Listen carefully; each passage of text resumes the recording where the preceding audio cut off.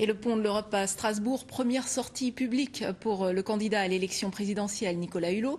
Il estime que la sortie du nucléaire est un objectif prioritaire. Les écologistes lui reprochaient jusqu'à présent d'être resté silencieux sur ce sujet.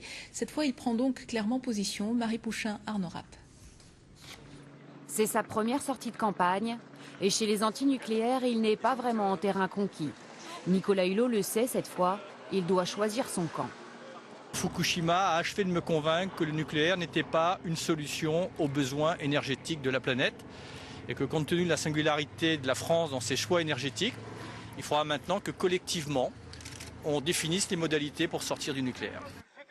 Arrivé dans le cortège, Nicolas Hulot se fait spectateur, prudent.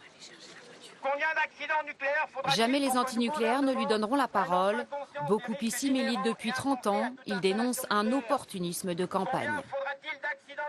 Il s'est converti à la question de l'antinucléaire, ça fait à peine une semaine. Bizarre. Élection, récupération. Au dernier moment, monsieur Nicolas Hulot se retrouve là, s'invite et puis récupère tout. Nicolas Hulot, chahuté un moment, reste impassible. Il parvient même à rencontrer ses détracteurs un peu plus tard, en aparté. Dans son camp, on veut bien croire au candidat écologiste rassembleur. Aujourd'hui, on est dans une dynamique d'ouverture, dans une dynamique de rassemblement. Ce que disent les uns et les autres aujourd'hui n'est pas exactement ce qu'ils disaient hier. Et c'est très bien parce qu'on a envie que la société, elle bouge sur ces questions. Candidat à la présidentielle, Nicolas Hulot ne s'est toujours pas déclaré aux primaires d'Europe Écologie Les Verts.